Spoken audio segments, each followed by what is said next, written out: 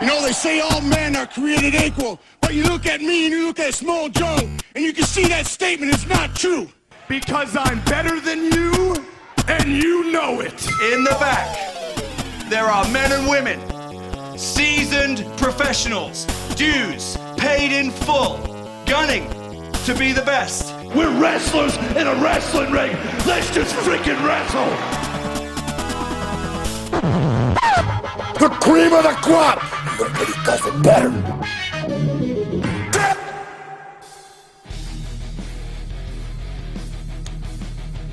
I forgot my timing for a second. Hey, hello, ladies and gentlemen, and welcome to the Wrestle-Cast, presented by me.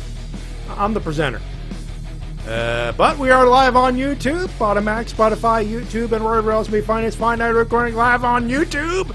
Talking about professional wrestling, both for the mainstream and independent scene. My name is Matty Jay, that is TWK.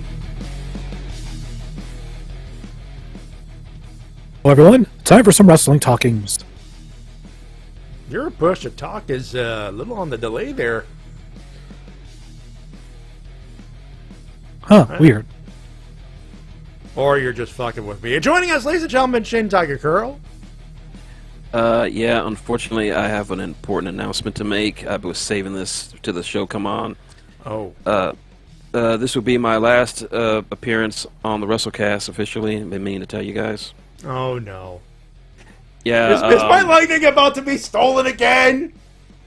Yeah, I'm just I'm gonna be working with Just Alex, who's a native Houstonian, and he's offered me so much, and he's gonna give me some money. He's gonna introduce me to Victoria. We're gonna go to Comic Palooza.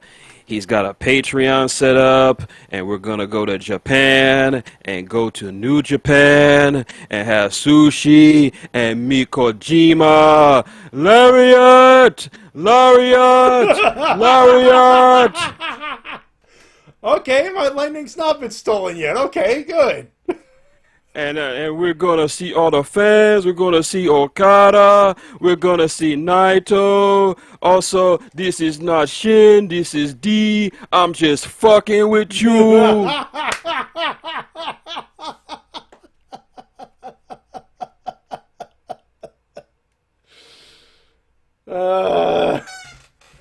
Hi, Shin. Hiya, fellas. Jordan, and this is obviously a AEW preview / review, so we brought back the shades for you, folks.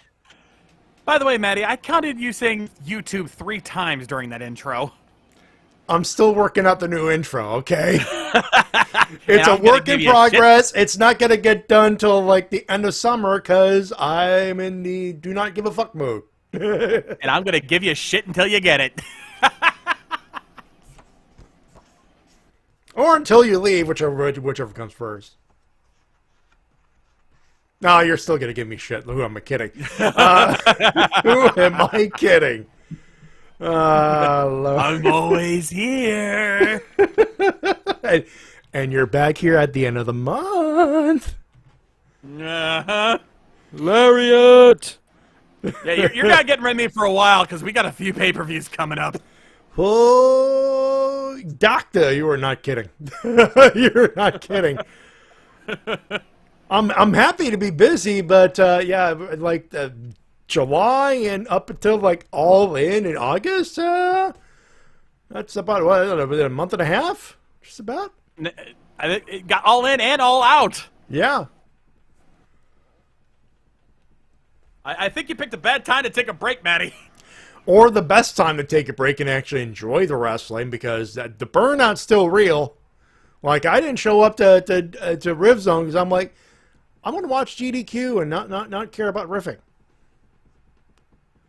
And this is nothing against Shin and Tita, by the way. Like, why are you taking the break? I said, that's not it. When you have the feeling of you don't want to hang out with people you like hanging out with, something's wrong. And it's just better just to step aside and let whatever introverted bullshit you got in the back of your head heal. That's all right, Us introverts need to recharge your batteries. I know that better than anybody. Yeah, so yeah, sometimes it's just keep yourself busy on other things or do things you want to do over the summer. Like, I had never been to a drag show, and I kind of want to do that before I actually do cross play here, you know? Oh, we Just lost don't come to Tito. Florida for... Oh, yeah, no. just don't come to Florida if you're going to go to a drag show. Not really welcomed here right now. Tito will be returning. The audio is breaking up. Is my audio breaking up on my end here? Or? No, it was on his end, No, because I hear it was you on guys his just end. fine. All right. Yeah, I hear you. You're crystal clear. Yeah, T-Dub is got to take care of that. But yeah, so yeah, I'm talking about in Canada, in Ontario. I know. I'm just making the joke because, yeah, in Florida, drag shows aren't being welcomed right now. Fuck you, Dick Santis. And that's my political comment for the evening. That's a good. No, I'm not going to shit on that. Fuck Ron DeSantis. Oh, no. He's Ron Dick Santis. Ah, as in penis, because that's what he is, a big one. Yes. Yep. Don't make me hit the Joker button on you, Matty. No. I got a better one. I said, well, if he looks like a dick, if it smells like dick, if it looks like a dick, it smells like a dick. He is a dick. Peanut. Exactly. I'm picking up what you're putting down. There you go. Welcome back, T-Dub. How's the audio working for you? It's Better? Worse? better. Well, it's I wanna breaking check up your on For my those end. wondering, T-Dub has moved, so Yeah. there might be This some connection's growing probably a little pains. wonky. Yeah. Nope. No, Still you guys no? are still breaking up on my end. So it's definitely on yours because everything is working fine on mine. Mine too. Nah, it is God what damn it it. is, unfortunately. We're This is gonna be a live, rough everybody.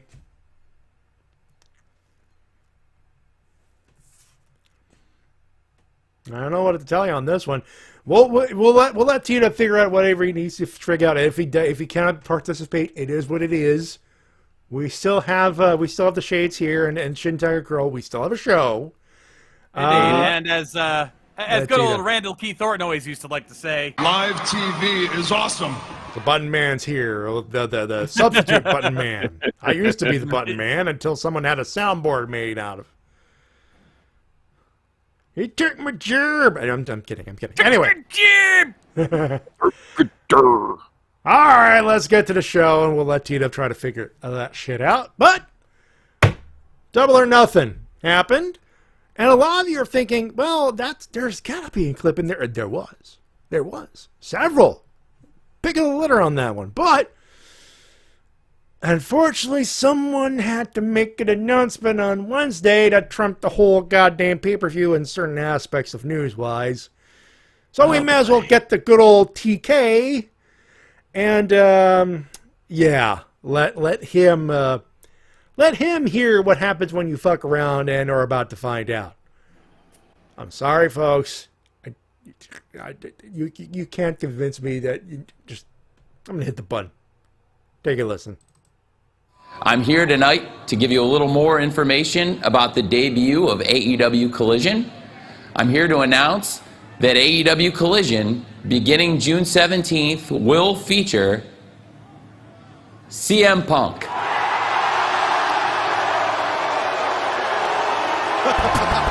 Bombshell announcement from Tony Khan about Collision.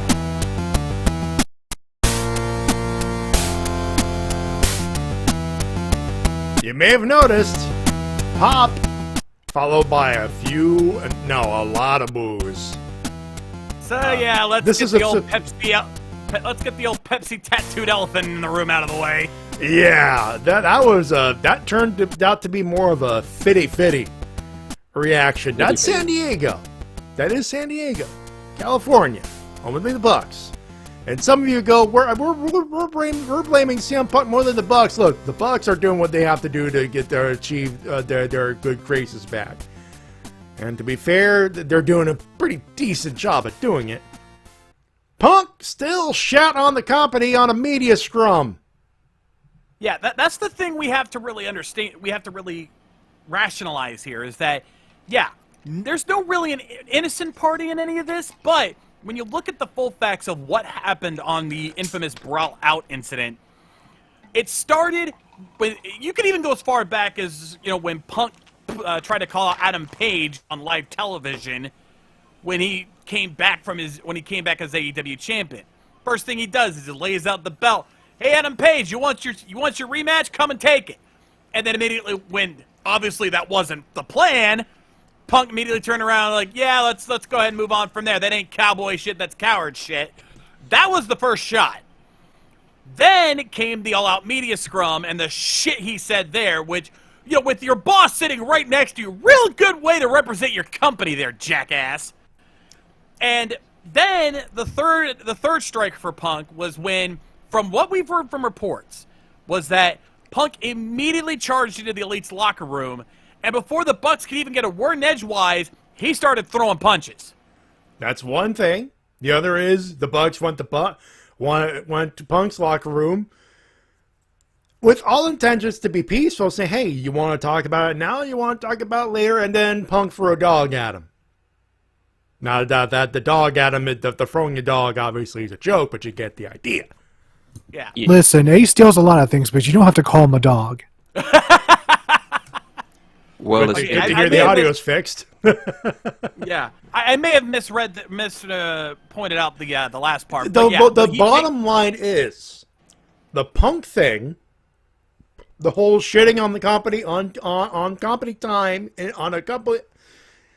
That's public knowledge. The brawl, as public knowledge as it is now, is still rumor. It's still stuff that happened backstage. So whatever accounts there are rumors. And at the end of the day, people want to shit on the Bucks. Hey, go ahead, shit on the Bucks. And I don't think that's going to hurt their stock too much. But what Punk did would have gotten 99% of people fired. Punk got lucky. You know, this is one of the few times I actually have to defend Junior here. So that should show you how desperate this is, how bad this is. Do you think even John Cena could go on a press scrum like this, where there's no actual kayfabe to worry about, and say the shit he did with Vince McMahon sitting right next to him and think he could keep his job after that?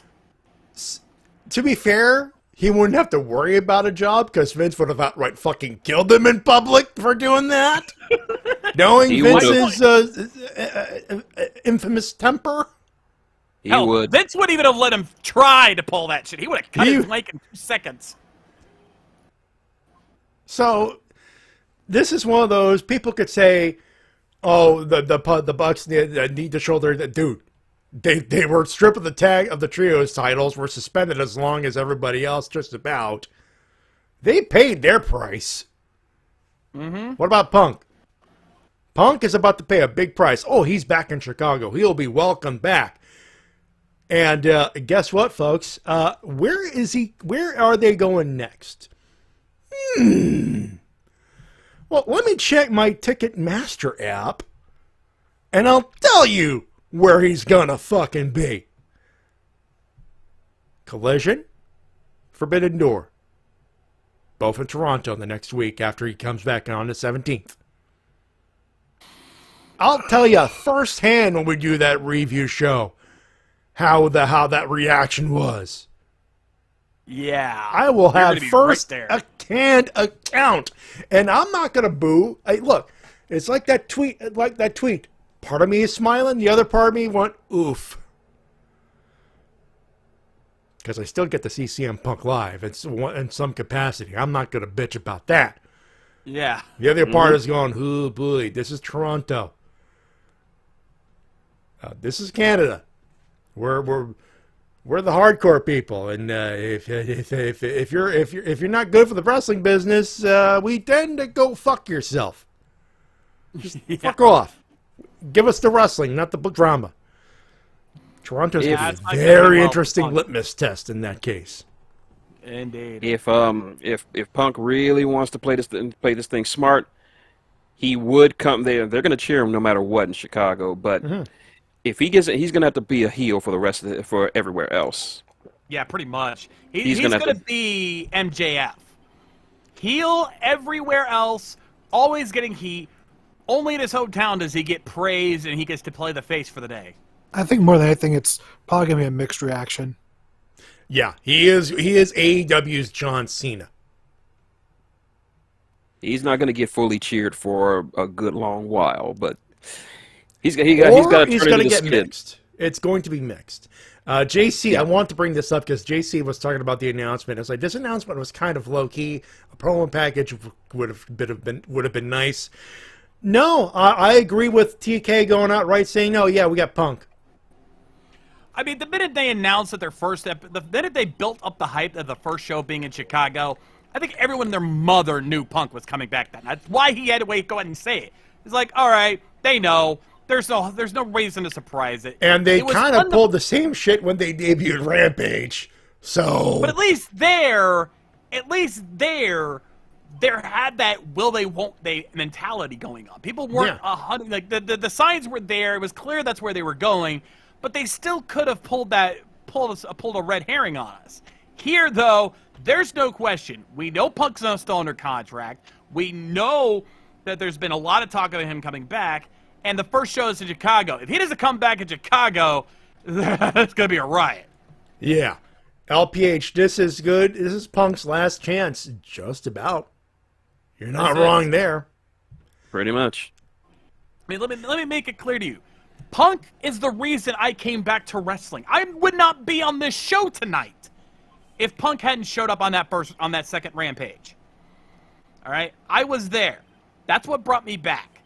But even I am going, Punk, you're on thin fucking ice, dude. You have lost a lot of my respect, not to mention the respect of many wrestling fans around the world. This is your last chance to fix your shit. Hey, let's put it this way. For those wondering, will Shades go back to not watching wrestling? After he's watched about a couple of years of AEW, he came for the Punk. He's staying for the rest of the good shit. Yeah. So don't worry. I didn't stop wrestling when Punk got suspended because by that point I already became fans of guys like Kenny Omega and the Bucks, Darby Allin, Jungle Boy, MJF. I have plenty of other reasons to stick around. There you go. Now, that's Punk.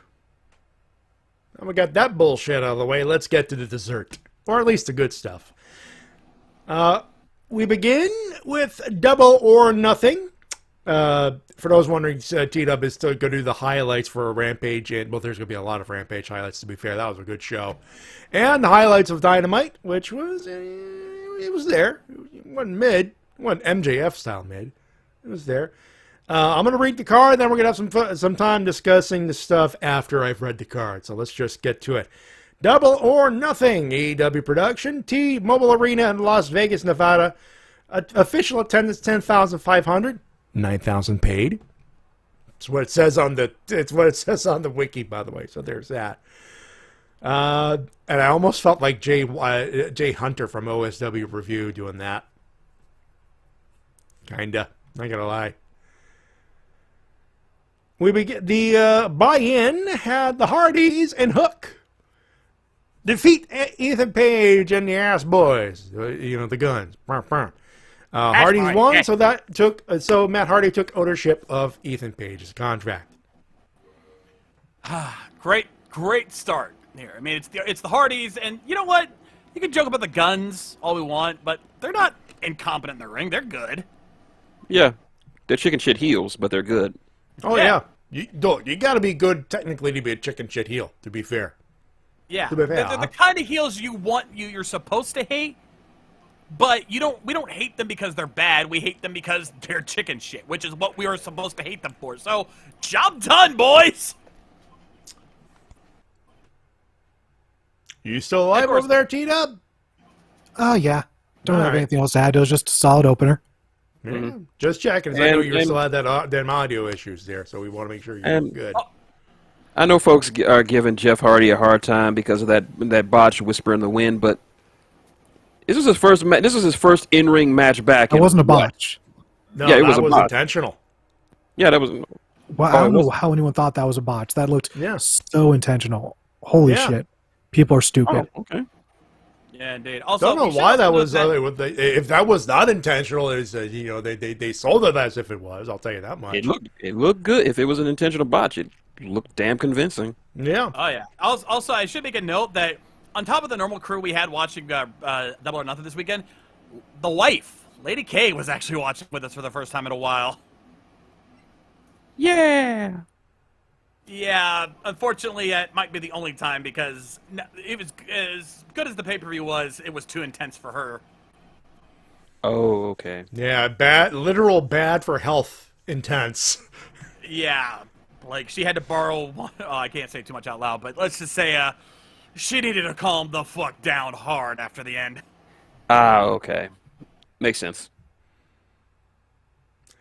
Orange Cassidy survived the 21-man Blackjack Battle Royal to retain the International Championship. The last survivor, the final two, was Orange and Swerve Strickland. Excellent battle royal. Easily one of the best I've seen on a pay-per-view, and one of the best endings to one as well. It was solidly really paced, good. actually, I would say. Yeah, it was nice. It was well paced. We had several possible contenders for this match. There were several guys that if they had won, I'd been like, yeah, I'm cool with that. Like if I honestly thought that with how wrecked Cassidy's been looking lately, if they wanted to drop the belt on somebody, this would have been the time to do it. But nope, they're still trugging along, and it's either way, it's good. This is almost just the opposite effect of what Jade Cargill's run was. Solid matches, damage, enough damage, but kayfabe damage, I would say. Enough to make you think, he might lose it. Yeah. It was Orange Cassidy. Makes sense. Yeah, he doesn't feel unstoppable, like the unstoppable machine. He just feels like this guy is just good enough that he can keep going despite every bit of everything they're throwing at him. Yeah. Next, a lot of people are giving this as like a almost process of elimination in a sense. This is the weakest match on the card. People would say, I don't know, but I would definitely concur that there were spots that were like, maybe this should have been. Adam Cole, Chris Jericho, unsanctioned. Sabu was there for a cup of coffee as the guest enforcer. Mm-hmm. I think the problem with this match is that it peaked way too early and they kept on going. Yeah. I think that's the big thing, and I think that the thumbnail of the review from Wrestle Talk said best. Cole Jericho sucked? Question mark. I wouldn't say it sucked, but I mean when you hence the question mark. Hence the question mark. It didn't when you suck, compare it to when you compare it to all the other matches on this card, or at least most of the other matches on this card, yeah, it was a weak match. But when you compare it to other matches in other promotions of this kind of caliber, it still held up. It just wasn't like 5 stars. It was probably like maybe 3 stars. Yeah, it was weak, but it wasn't bad. It was still watchable. It was still It's Jericho versus it's Adam Cole versus Chris Jericho. They would have to work hard to suck. Suck. And I said this during the match itself, is that Adam, right now having Jericho be like one of his first truly big matches back was a great start, because they're still trying to see if Adam Cole is able to hang with the big boys, because, well, they're obviously going to be penciling into a main event scene before too long. So this was the testing grounds to see. Yeah.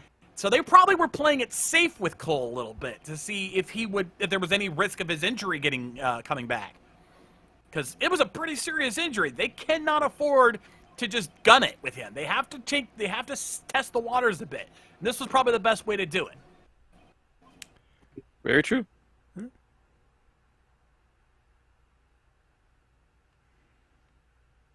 For those wondering, yes, TWK is surprisingly quiet tonight. Yeah, I don't have anything else to add to the match. FTR defeated Jeff Jarrett and Jay Lethal to retain the World Tag Team Championship. Mark Briscoe was the ref and actually did a pretty decent job as the ref, as a matter of fact. Also, who knew Jeff Jarrett heel shenanigans would work in 2023? Yeah, this match exceeded all expectations and just all around pretty excellent. Just good old-fashioned Southern-style wrestling match. This match was pure carny bullshit, and I was here for it. It was pure carny mixed with great Ring of Honor wrestling, because here's the thing. Because it's Jay Lethal and FTR. And by extension, Mark Briscoe as well. And Mark Briscoe in there did a job. And Jeff Jarrett held his own when he needed to. Mm-hmm. This is one of those, by all extensive imagination, this match should have been the weakest one. But no, this was good. This was fun.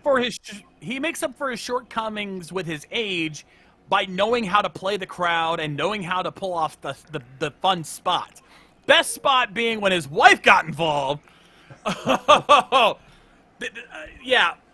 So Mark Briscoe gets knocked out, as you would expect. It's a Jeff Jarrett match. And there was a ref bunt. Shout out to Marky D. Mm-hmm.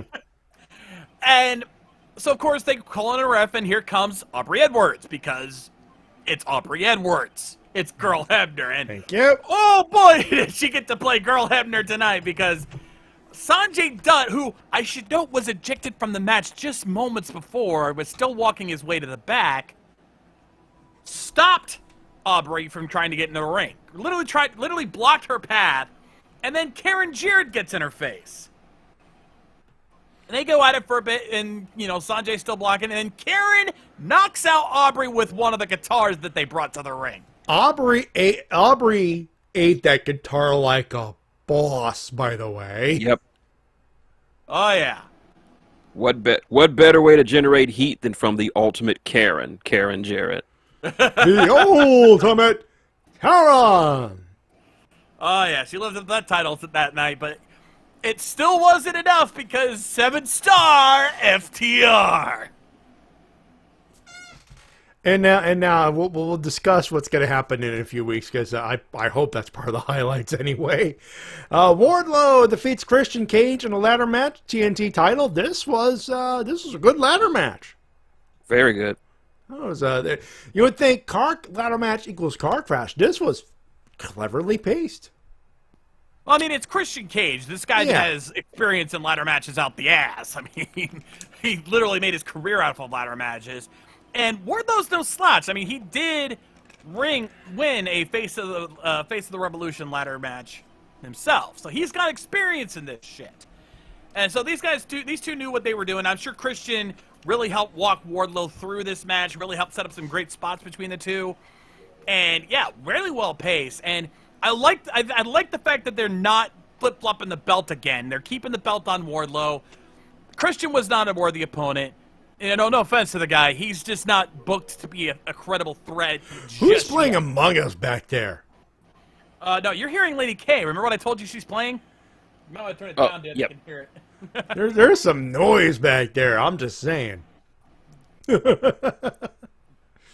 I didn't realize how loud it was. But that being said, great ladder match, great spots, intense shit. Wardlow's really proven himself, and it's about time he's finally getting some time to shine, because he's been kind of getting ditched left and right here, and it was kind of pissing us off. Also, can we talk about Arn Anderson taking a bite out of crime? Literally. Oh my God. Oh, ladies and gentlemen, Arn Anderson continues to being a surprise highlight every time he appears. Yeah, just Jesus Christ, that was pretty intense. You think? Ever since that infamous Glock promo of his, he's been showing that he is ready to just stop giving a fuck and just go nuts, because he can't wrestle much anymore, but he's got other ways he can kick some ass. When he says he's going to go to town on people before letting them take a win, he means it. Well, here I am. Oh, he's getting ready. It's going to be a spine buster. It's going to be a spine buster. Nope, Luchasaurus lost a thumb. And I really wish I made that that Three Stooges biting sound effect for that. Oh, that would have been perfect. That would have been perfect.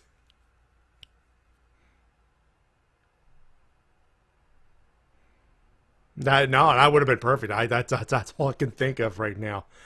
All right, I lost my spot. There we go. Phone, sir. Excuse me, sir. Thank you. Tony Storm, new champ, defeats Jamie Hayter. This 305 officially. This was an angle. There was a shoot injury. We knew of the shoot injury before the pay-per-view with Jamie Hayter. This was obviously, hey, we need to do something. And, hey, Tony Storm gets an actual run as an actual champion instead of an interim champion. So there's not much to discuss here. I mean, we could bring up the fact that this is going to make the Outcasts look like a real threat right now. I mean, they've been proving to be a dominant force in the women's division. And now here they have the women's championship belt in their possession. It's making them very credible. As long as they don't make the same mistake the NWO did and grow their numbers too large and stay a small group, I think they could probably get away with maybe one more new member if they really wanted to spice things up. But I think keep it at that, and they're going to run roughshod for a while. I think this was a great move. I'd say if they're going to grow their numbers, give them 2 more members, 5 at the best, no more. Yeah. No more than 5. I think that's fair. Enough that if you wanted to do a women's blood and guts, you could. Yeah. Which for war games, 4 is the bare minimum, 5 is the absolute maximum per team. So you could get away with 1 more if you had to. Mm-hmm. I don't think they need to. I don't think they need to personally, but it is what it is. Like, hey, if they could add 1 more, find the right person, find the right lady. Yeah. And then have Britt bring in some people to help her out now that she's lost Jamie Hayter. She's got Hikaru Shida. She just needs 2 other ladies. Boom. You got yourself some shit going. Yeah. Mm-hmm. I actually like the way they decided to have her drop the belt to Tony Storm instead of just relinquishing it like Thunder Rosa did. It makes it. It gives Jamie a plausible out for why she's out in storyline. And it makes it look like she was a fighting champion, which, considering the last couple of reigns, smart move. Yeah. She was able to take a couple of bombs at the very least and to sell everything, so that's fair. So, extenuating circumstances, I cannot rate this match because of what they had to work around. There's nothing to rate here. This was an angle. Yeah. Yeah. This was an angle, and it was handled as best as it could, so it's not something to complain about. The House of Black retain their Trios Championship in an open house rules matchup. The people entering the contract, the Trio, they claim the Daddy Ass, the stipulation. We don't need no stinking stipulation. Yeah, they outright said they're not going to add an extra rule to the house rules match, which might have come back to bite them in the ass. Just a little bit. Also, for those that have been worried about Max Caster's raps being tame as of late. Oh, no, he came back. Holy crap. Pay-per-view quality. Network execs have been prowling those strings saying, dude, you got to cut it back a bit.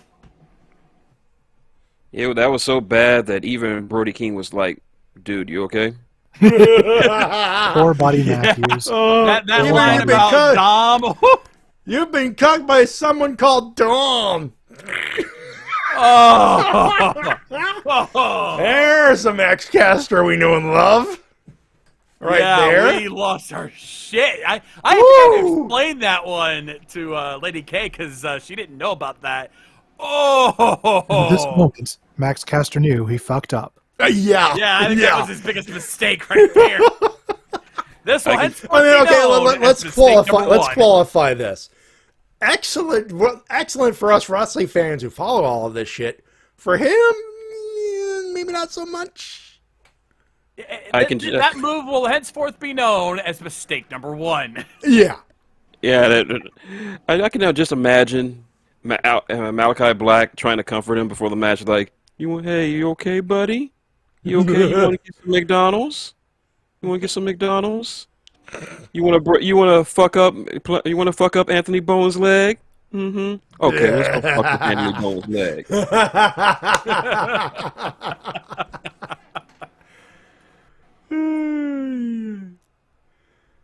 All right, now a couple of things happen. Now, obviously, the advertised match: Jade Cargill taking on Taya Valkyrie for the TBS Championship. All right. At the time, the finish was bullshit. The match was good. That's how I qualified it. Easily Jade's best match. Easily. Yeah, it's definitely one of her better matches for sure. And I think being in the ring with a veteran like Taya definitely helps. Oh, absolutely. Those two definitely played well off each other. The battle of who was going to get their finisher off. And even though Taya did get hers off, it wasn't enough to stop what we thought for a moment was the unstoppable Jade Cargill. Until Mark Sterling, quote, smart, unquote, Mark Sterling decided to open his big fat fucking mouth. Hey, she's not tired. We could do another match. Open challenge. It was at this moment they knew they fucked up. Jade fucked up. Chris Stanlander comes back to an admittedly huge fucking pop. And in 48 official seconds, and new AEW TBS champ. Now, here's where I have to draw a complaint. Yeah. Now, the match itself, or the whole giving the belt to Chris Statlander, I ain't got no problem with that. Statlander's a great wrestler. I ain't got no beef with that. My problem was, did they really have to drag things out so long for this to happen? That is the same complaint I have. Yeah, that is the big problem here. Like, how many women got buried because of this? And I'm not going to say buried. I think that's a dangerous word here. This is not that's buried, but a lot of people who are worthy, who were worthy of, hey, let's just put the belt on them and you know, hey, they'll be over and they will not look like losers. That's not burial. That's just bad booking. And yes, Tony Khan is guilty of bad booking here. I'm not going to say they're buried because they weren't technically buried. Look at Athena, Ring of Honor Women's Champion. I don't think she's doing all that bad. And with Taya Valkyrie, we got some storyline stuff going on here with this, but I'll let you finish first. But yeah, that being said, what really crossed the line for me was the 50th win against Red Velvet. Yeah. That the 50th match being a throwaway was the dumbest part of this whole booking, without a doubt. This to me, at that point, this was take the belt off him, reset. Yeah. But they went a whole 10 matches later before they finally pulled that card. But yeah. To be fair, they still did it, and it resets the board, which is what you want at this point. They need it at this point. But it's just that one part is going to be the one part where I look back and go, that's where they fucked up. But it is reset now, so hopefully we can see something new out of this. And who knows, maybe this will finally create some growth in Jade Cargill. Now, I want to make this clear. I have nothing bad to say about Jade Cargill herself. This is not her fault at all. This was, the performer did very well, did more than well. Just, it was time, and this feud was past this reign was past its expiration date. Yes. I just want to make that clear. I'm not hating on Jade Cargill. She's a fantastic wrestler. She has earned her legacy already. Considering that she was new when her undefeated streak started, and she lasted this long and got this much better over just a couple of years. She is going places, and I really hope to see some more out of her in the future. It's just this one part of the booking that really got fucked up. Now, this is all subjective, of course. Yes. You want to throw in anything, T-Dub? I'm just happy that Chris Statlander's got a belt now. Same here. Ditto. Fair enough. That is this is going to be their plan all along. Like, wait for Statlander, wait for Statlander. Okay, Statlander's healed. Pull the trigger. It just took longer than it needed. I think way too long. But, again, reset the board, and she's already had a couple of defenses, and both those defenses were good. We'll get to them in a few. Maxwell Jacob Freeman defends and retains in a four pillars gimmick. Sammy Guevara, Darby Allin, and Jungle Boy Jack Perry. Darby Allin, MJF pinned Darby Allin with a headlock takeover. Match of the year candidate. Match of the year. Easily. I'll go one better. It's my match of the year. Oh, damn. You're calling it now. It's my match of the year. I don't blame him. I mean, fair being fair. Fair being fair. I will not dispute it, saying it's, there's a chance there could be better matches down the road, but if this is your pick, I won't exactly insult you for it. With Forbidden Door and the All In and All Out pay-per-views coming out, it's a good bar to have, at least for AEW. Yeah, that much I will definitely agree with, because these. Go ahead, T-Dub. I'm saying these four could have gone for another 10, 15 minutes. I would have been fine with that. Yeah. True. This is a match that was a year or so, a year and a half in the making. When Darby and MJF had their feud last year? Yeah. Last year. That build-up set the stage for this match when MJF first mentioned the four pillars. 4 AEW originals who are going to be the next generation of superstars in AEW. And I don't mean the WWE term of superstars. I mean proper superstars. Mm-hmm. Proper main event guys. This match proved MJF right. Because all 4 of these guys, in their own way, put on a hell of a match. Showing the best that they could give in a slugfest like we've never seen. Revisit this match 5 years down the line. Mm-hmm. If you have the luck to have all 4 still under contract in 5 years, rematch. And Tranquilo Club did an excellent breakdown of this match from start to finish. Especially when he broke down their entrances, like each entrance really showed off the differences between all 4 guys. You had Jungle Boy with just his standard entrance, which fits him because he's just straightforward, no nonsenses, no unnecessary filler. That's just who he is. Then we got Sammy coming out with the cue cards, which got him over during the pandemic era to announce that he is and Tay are going to be parents, which got him over. By the way, a beautiful way to do that. Yes. Excellent way. Congrats to the both of them. Absolutely. You had Darby do a small vignette of him killing Max and getting some help from a Vegas Elvis, all the way to making his way to the arena dressed as Elvis. And then you had Max with all of his ego ascending from heaven on his throne with the devil mask on with all of his devil worshippers around him. It was a thing of beauty. Gotta love that juxtaposition. And another note I want to make on Sammy Guevara real quick, because Sammy Guevara had been hated over the last year or so, especially after all the shit with him that him and Ty went through, with the whole, breaking off the engagement with his previous fiance, getting with Ty and everything like that. But I think a lot of people who have been watching AEW All Access started to see a new side of Sammy Guevara, and I think he gained a lot of respect back, which is why he was able to get a huge pop from that announcement. Mm-hmm. I think people started to realize Sammy is not as much of a dick as he was made out to be. He's a pretty cool guy. What I said on Twitter was, not even a cynical wrestling audience can boo a baby announcement. No, not at all. And another thing that I like is because each of them in this match had their own drives when it comes to how they're going to approach this match. You had Jungle Boy trying to win it straight up.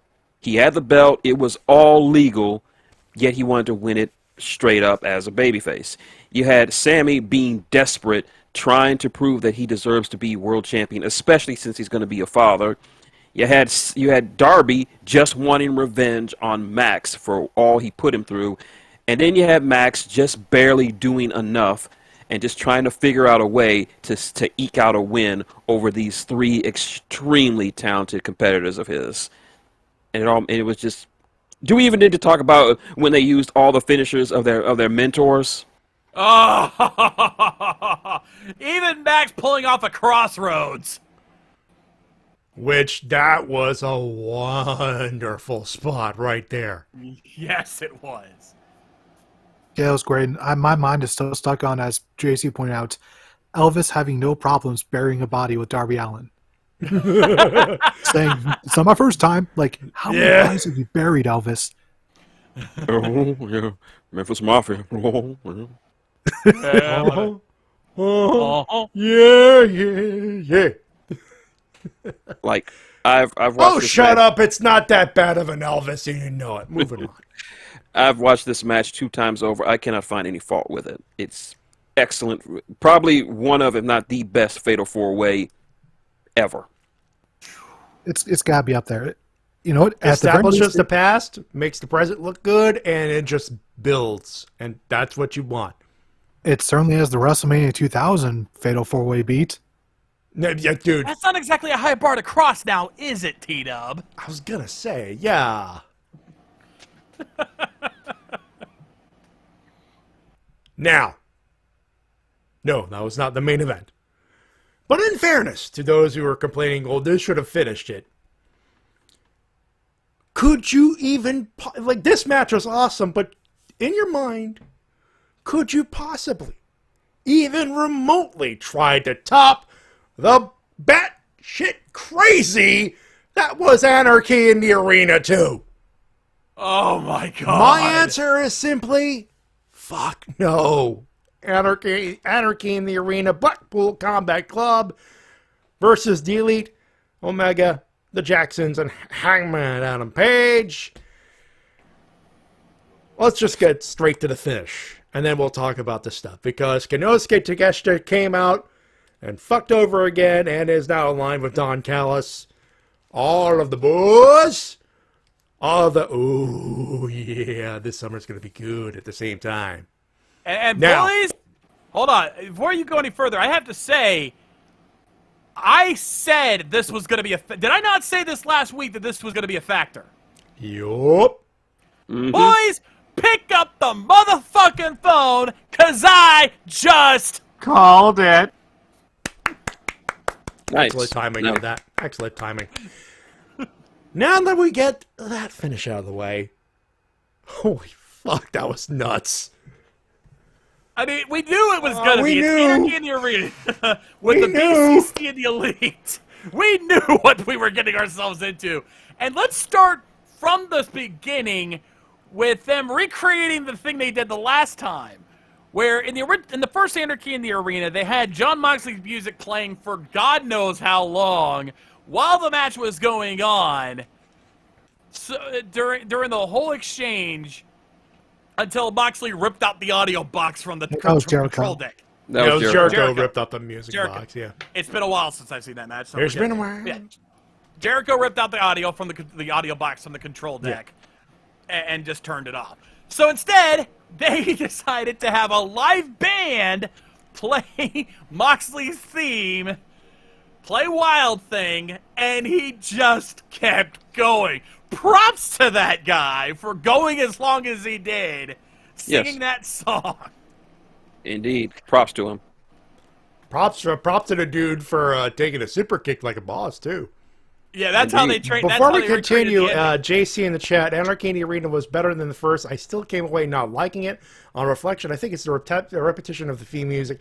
Look, this kind of match is either going to get our reaction or the reaction of people who probably don't like the cuts and the actual anarchy of it.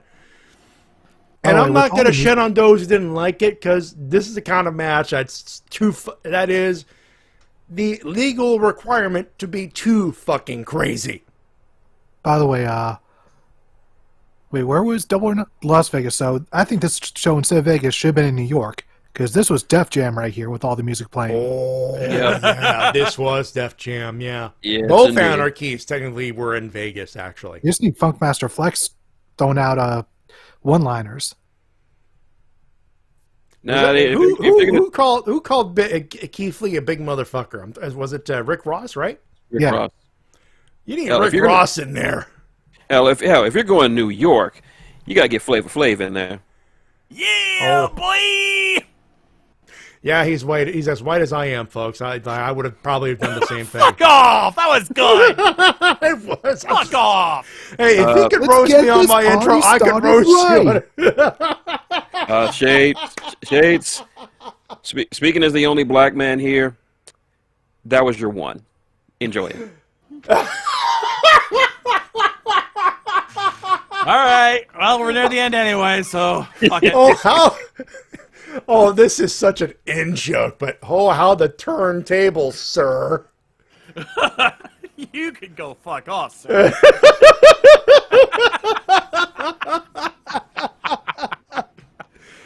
Regardless, this match, I mean, if you saw the first Anarchy in the Arena, you knew what we were getting out of this. Just pure insanity, pure chaos. And yeah, the camera cuts can get a little annoying, but I think it's kind of hard not to have that when you've got so much shit going on all over the place. I mean, you had fights going on backstage, getting thrown into a truck. You had things going on in the ring, things going out in the crowd, going up the ramp. Like, it was everywhere. Matt Jackson's shoe exploded. Yeah. Oh my God, that was a literal super kick. And considering how many hoops he had to jump through to get that spot done, yeah, it was well worth it. Yeah, we see Matt Jackson coming back down to the ring after he'd been carted off in a truck earlier. So, and he has Correction. A limp, like pile driven onto a truck bed. Pile driven on, but suddenly he has a limp on his leg. Like, okay, what happened there? And then he hits that super kick. And it goes off as like, oh, he was trying to make sure that didn't go off prematurely. Also, for those wondering, well, he's not selling the limp. He was selling the limp a few minutes later, but holy shit. They took the shoe off. It was Danielson and Mox, and there was a bed of tacks not too far behind. You do the math. Ow! I was rubbing my foot for 10 minutes after that spot. Guys, Lego would have been just as effective. Yeah, like I think we've all stepped in Lego. Imagine stepping in thumbtacks and then not having the thumbtacks taken out for a good 10-15 minutes. And then there's the spot that even made Lady K finally give up and go, okay, I'm done. I can't watch this anymore. Where Moxley grabs a handful of the tacks, shoves it down in Matt's mouth, only for Claudio Castagnoli to come up and uppercut him with the tacks in his mouth. Oh, yeah, I've seen that spot done a few dozen times. Yep. That made me cringe. My favorite visual of this match was Danielson, after just beating the tar out of Nick Jackson, and him just walking around the ring with his right fist just covered in blood. That visual just... This is the wrestling equivalent of a Baki fight, and anyone who's ever seen Grappler Baki on Netflix knows what I'm talking about.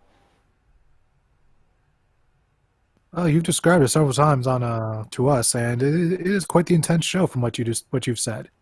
The fights in Grappler Baki are brutal. Like, they are just brutal. Not gory, just brutal. And this match, it just felt like a Baki fight, at least to me. But overall, I felt like that the Elite were fighting uphill the entire match, because they were fighting hard. In terms of athleticism, they had one up over on the BCC, but in just terms of brutality, it just felt like they were fighting uphill. I think that was the underlining story of the match. I think, and this is the first mega encounter, and I say first because with Konosuke Takeshita in there. And Don Callis, now they're not officially with Blackpool Combat Club, officially, but there's going to be a massive, like I keep bringing up the War Game / Blood and Guts, and that's the easiest thing to go to at that point. But you could tell there's a massive confrontation, and when at the end of the night, when you have Kenny Omega off there going, I'm gonna get, I got a few friends left. You just go, oh, they're getting Ibushi back for this. They're gonna sign Ibushi, or at the very least get him to stick around for a couple of months. Yeah. And it makes sense in that regard because, well, what I was talking about, because outside of Hangman, the Elite have never really been in these kind of matches before. This just bloody, brutal, just violent type of matches. Like they were in Anarchy in the Arena match, not Anarchy in the Arena, the Stadium Stampede matches, but that was more like just like cartoony, like. Yeah. If that makes any sense. If they had been in a Stadium Stampede match, I think the Elite would have had the advantage here. But Anarchy in the Arena. This was the BCC's home turf. Yeah, just straight up violence. And of course, you got to give a nod out to my boy Utes for being the one to get to get the That pin. was the smart move to make right there. This is something I've always said. My biggest complaint about the Fed is they never put the new guys over. They always focus on the bigger stars. They never focus on building anybody up. But here in this match, giving Wheeler Yuta the pin over Kenny Omega puts him in a big spotlight. Says, hey, we think this guy is going to be a main eventer in the next few years. We have faith in this guy. We're pushing him We're pushing him. He's not going to the moon just yet, but we are loading the rocket. This is literally there. This is AEW saying, don't worry about him. He'll be fine. This is going to be one of our projects. Yeah, and he's the one who needed it the most because Brian didn't need it because he doesn't care about titles or any of that other stuff. Hey, a win's a win. He don't care if he pins or if he gets the pin or not. It's a bragging point. Yeah, but with Brandon Cutler, forever and a day he'll get to say, "I pinned Kenny Omega." You mean Wheeler Yuta? Yuta, yeah. I don't know why you said Brandon Cutler. I was going to say. I don't know either. Okay. Brain is going. I just want to watch GDQ. And the other prophet are going, shut up, Brain. So does that mean it's time to write this? Huh? Wait, what? Does that mean it's time to write this? Right, yeah, it's writing time. That's right. Yeah, you know what? No, because I understood it as right for some reason. Rate it. Yeah, let's rate this. As I like to say, let's rate this bitch. Yes. I guess I'll start us off then. Yeah, you're the guest, bud. You know how this works. So, Double or Nothing is pretty much the WrestleMania of AEW. It is their biggest show of the year. It is their big show because it was their starting pay-per-view. And I'd say last year was kind of in that regard. It was okay, but it didn't quite live up to that level. This year, very different story. I think this was a WrestleMania level pay-per-view for these guys. Every match on this card, when the weakest match is, by most accounts, is Jericho versus Cole and fucking Sabu diving into a table, I think you got a pretty solid card there.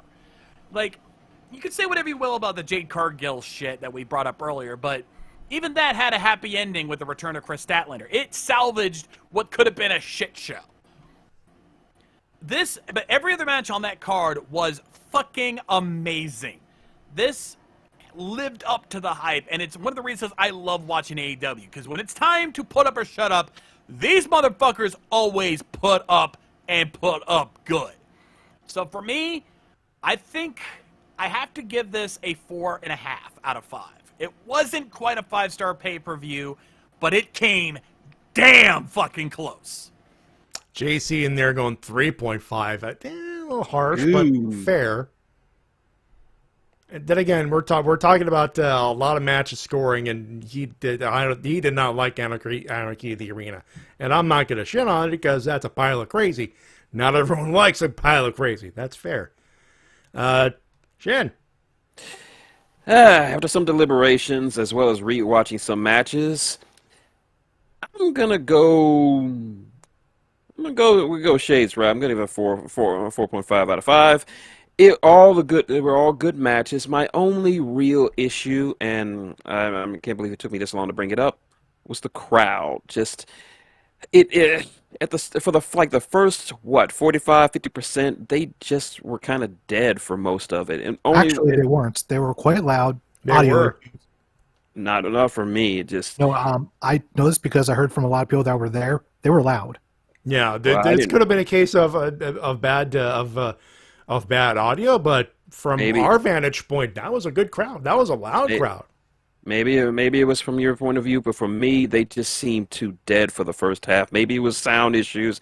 I don't know, but overall, this was a good pay-per-view, bordering on great. I mean, had some great matches. Had two new women's champions. That fatal four-way, which if you have not seen it, what the fuck are you doing here? Go watch it. Yeah, watch it for the four-way at the very least. Anarchy in the Arena 2 far and away surpassed the first one because it just felt more visceral, more violent. And that's saying something, as last year we almost had Eddie Kingston burn a motherfucker alive with gasoline. So that's saying something. But yeah, we had thumbtacks, we had an exploding Nike, we had betrayals up and down. Really good show. Very, very good show. A thought occurs to me before I let you talk there, T-Dub. We had the fight feed, the fight feed, like the fight.com, the Fight TV app version of the pay-per-view. Audio was just fine. That was a loud crowd. I don't know, how did you watch it? I'm assuming Bleacher Report. No. No? I watched on pay-per-view. You watched on pay-per-view, Shin? I had my ways. What feed? Was it Bleacher Report or pay-per-view? Because there are different versions. Neither. Because on TNT, look, guy, like if you pirate or not, I don't care. I'm just like, which feed was it? I don't think you can tell. No, I just watch whatever they put up. All right, fair enough. But it's one of those, because one thing we notice on the main Dynamite broadcast, and it's stuff that I noticed with TSN as well, audio and feed and audio can be very different between the sources. So I think you might have had a source that probably had a different audio feed, maybe. That may have been it. So that is something that I've noticed from watching with Mace and the crew there, and then watching it on my own. There's it's not the most discernible difference, but if you're an audio nerd like me, or anyone that's been who's been behind the scenes on a TV show or done any editing at all, you just notice it. So it's something that, I one of those. I think that explains why one feed and another might be very different. It's just something I had to bring up. Go ahead, T-Dub. Wow, I'm actually I thought I was going to be one of the generous people, but it turns out I'm actually going to be kind of harsh because I'm with JC. I'm giving this show a 3.5 out of 5 because. Oh, really? Yeah, Jericho and Cole really dragged the show down for me, and the rest of the matches weren't great up until we got to the last two matches. The rest is usually really good to okay, but the last two matches are match of your candidates. So to me, that gives a good 3.5 out of 5. And I thought I was going to be generous because you and I, John, you and I are on solid footing with 4.5. Obviously, Jericho versus Cole knocks it down. And the Cargill, the finish of the Cargill Valkyrie match. I hope, you know what? So far, it seems on the short to medium term, it's going to be worth it with Chris Statlander. But at the same time, it just got to go. That knocks a point, or that would knock a few points off. So that's where I'm at 4.5. That was a good crowd. And that was a good show. So, and it was one of those. It makes you excited to watch more stuff. It's not just tune in next week, fuckers. But you bought this pay-per-view, so we're gonna put that good shit on TV. No, this is a good pay-per-view. Oh, by the way, this will be continuing on TV, but we're gonna give you something that gives you a satisfying end. And Konosuke Takeshita turning heel. Yeah, maybe not the most satisfying, but it gets you going, ooh, shit. So there's that. Let's see. News time, T-Dub. Well, we got another pregnancy on our midst as Alexa Bliss announced that she is preggers as well. Per her Instagram post or on the picture, best oops ever. So Not my favorite women's wrestler right now, but still, congratulations to her and her man. Yeah, this is a mazel tov. Congratulations. We'll hopefully we'll see you again, but for now, have fun. Yeah, all the best wishes to her. Yeah. I have news that. Oh, T-Dub, your mic cut off on you. Oh, There how you am I go. sounding now? All right, so to the surprise of nobody, it seems that Vince McMahon is continuing making script changes remotely. This is my surprised face. This is my surprised voice. In I a got moderate, nothing to add to it. Old man's gonna fuck up his own company before Endeavor takes fucking over. hey, on the bright side, Roman Reigns has a new belt. To be fair, and I don't have it prepared. I'm not going to put it up on screen. It's literally the last two WWE belts, but with with undisputed instead of universal, and the center plate having a gold background with behind the logo. Which, honestly, like at first I'm like, fuck is that? No, let me take a look. And I look at it, I'm like, fair play. It looks like a championship belt now instead of a logo on a strap. I still don't like it. That's where I'm at. I'm like, it's one of those like, meh, Yeah. meh. It's still not the best design. It was one of those like, if for a while, like when you first saw it when Brock got it debuted, it's like, sure, okay, fine, and now you're going, yeah, we're sick of it. Which is crazy to think now that the new world title that's on Raw now, it's like when you think that looks better, and Well, it's still the second worst title belt out there right now. ZSJ? yup, ZSJ. the undisputed worst championship belt design currently active. And as we're about to discuss in a few minutes, on the one guy that's capable of making good fucking matches out of the deal. Moving on. Oh, it's gone to AEW Fight Forever. Lots of stuff came out in the past week. Lots of videos, especially from New Legs Inc. They got to show off the first full-length match from a fan. That skateboard is going to get a lot of use. Oh, yeah. Oh, yeah. More on that, at last night's house show, Chris Stanlander used a skateboard as a reference. Ah, okay. Yeah, nice. Okay, you're nice. right. And I guess I'll go over the currently announced roster for the game. These are all playable wrestlers via either in the game DLC or unlocking in the in-game shop using in-game money. Yep. And no, I'm not going to stutter on any of these, so some of these might surprise you.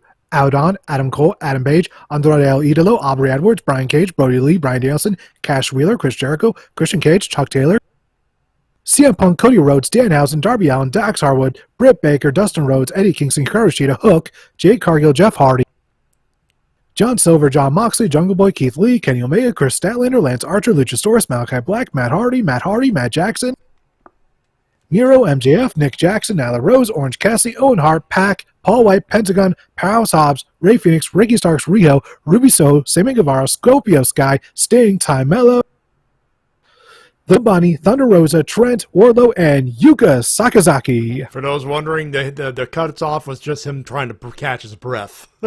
No, I had to keep scrolling. I have the list in front of me. He got everybody. And just like that, I'm afraid I'm not going to buy this game anymore. Why? Who's missing? It's missing the greatest champion of all time. QT Marshall? He No, wasn't not even that- a champion. What the fuck are you thinking? Well, not in AEW yet. Well, I would play this game, but now I'm going to play it on. So boom, boom. Oh God, he just did a Jim Ross joke. It needs more cheeks in this game. God damn it!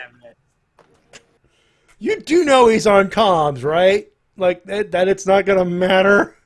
And yet he is still the defending, longest reigning multiversal champion in WGGP history. I think I'm not sure who's doing the commentary. I know it's Guy Excalibur and Tony Schiavone. I'm not sure if it's Jim Ross as well or Taz.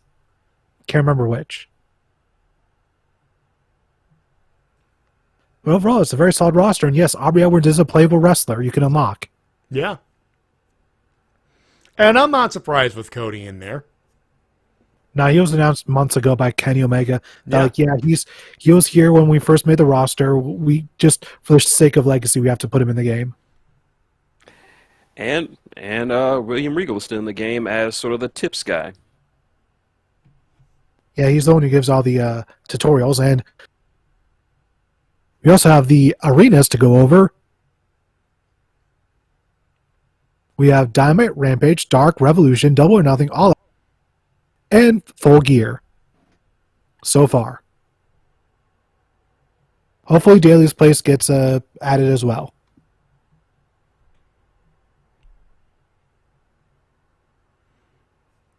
Nothing to add to it. Game's going to be good. Let's get it. Oh, yeah, and just the overall gameplay looks so fun. Like, I need this game right now. And by the way, for those of you who are in the background chuckling at Eddie Kingston's thing, the screen cap was from an earlier build. They obviously fixed Eddie Kingston. Yeah, it looks fine. Because he threatened them. Well, no, he didn't have to threaten them. I think Tony Khan did a whole lot of until we went to Kenny and said, "Can he fix it?" And Kenny decided to V-trigger the guy who leaked it. And JC points out, Cody's in 2 wrestling games this year. He is. A la Rick Rude. Boy, what a difference some day makes. Chicks here me a Coke. Yeah. Sorry, my wife's got them all. Fair. No, fair. Got some cherry Coke downstairs. I'm good. Don't tell her that. One thing that makes me happy about this game's roster is how many of these people start off in like flea markets and gymnasiums in front of like 20 people, and now they're in a fucking video game, and it doesn't even have to be WWE. Evil Uno is in a wrestling video game. No, not yet. Not yet. Oh, fuck, he's not. He should be. Maybe in the future DLC. Yeah, they might do like a Dark Order pack or something like that, where you can get all the remaining members of the Dark Order. You can get. Yeah, it's interesting that so far only Brody Lee and John Silver are Dark Order members in the game. Yeah, I'll get Reynolds and the rest. They'll probably do Reynolds.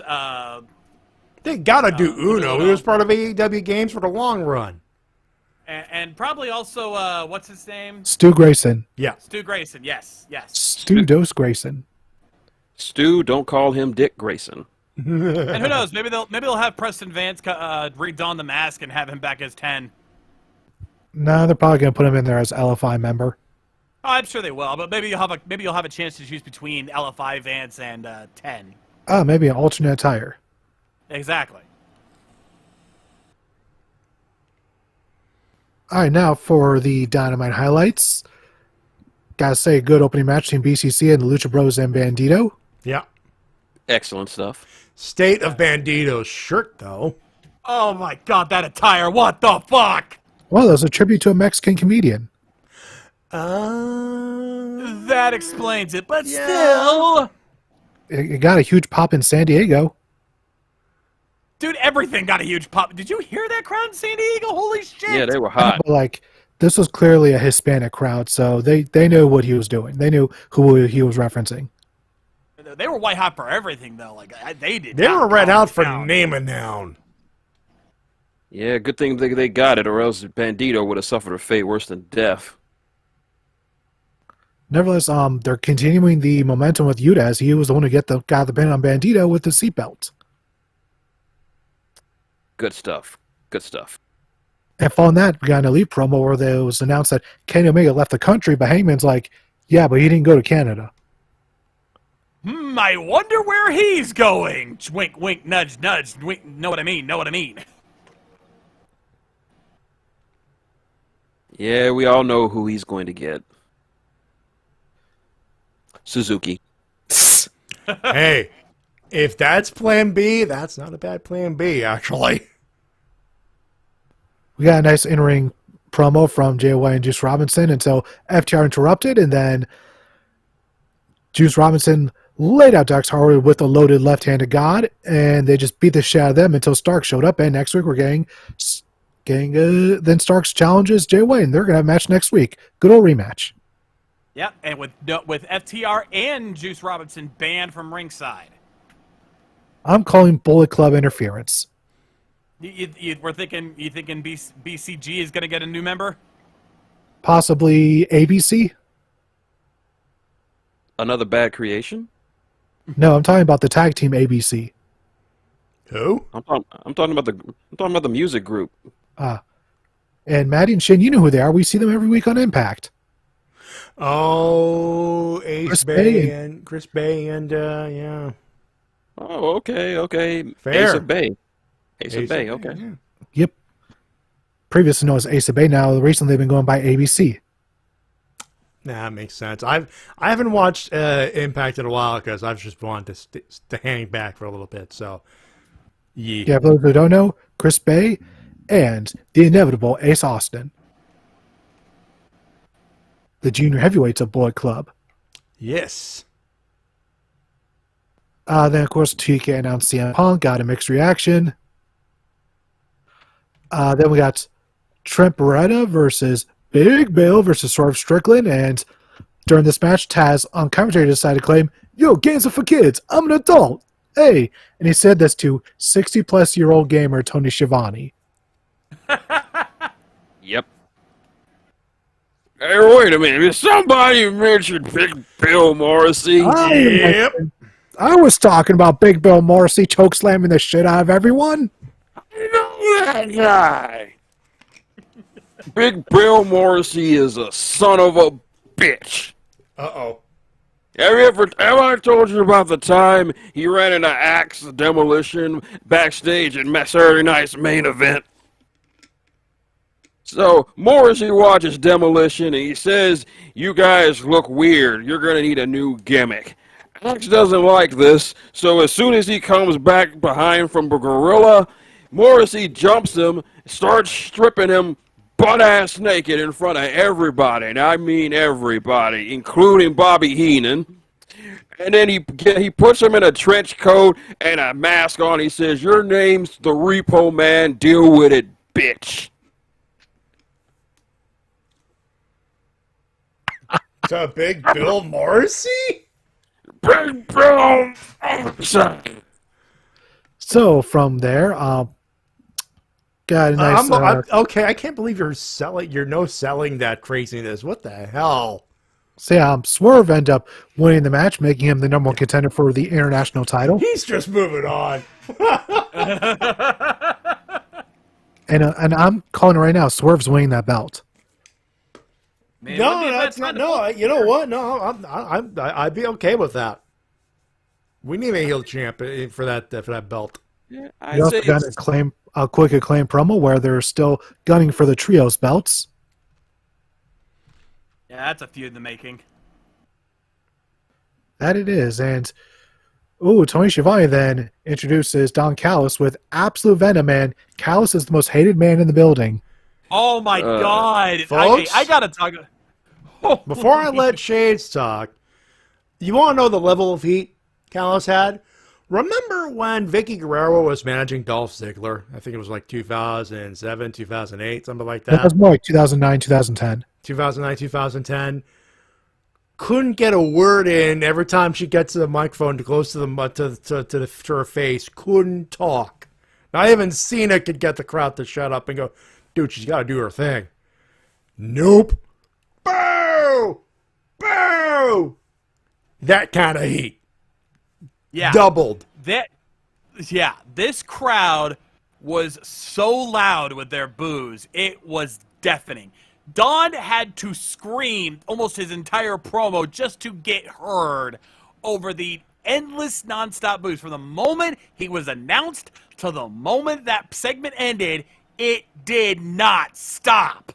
It was insane. You want to know how much heat that was? That crowd was so much heat that it fried a chicken in my house. And the chicken was in the freezer. You know, I could actually believe that, because this was beyond nuclear heat. This was Hiroshima and Nagasaki level heat. Nagasaki. Nagasaki, my bad. Hiroshima and Nagasaki level heat. It was that hot. Holy shit. And I don't say that lightly because I don't want to make light of that, but my God, it was that level of just endless. Also, shout out to HD Subs on Twitter for translating Konosuke's promo, where he says he's going to destroy the Elite. It's basically what he said. Looks like we got ourselves a faction in the making, boys.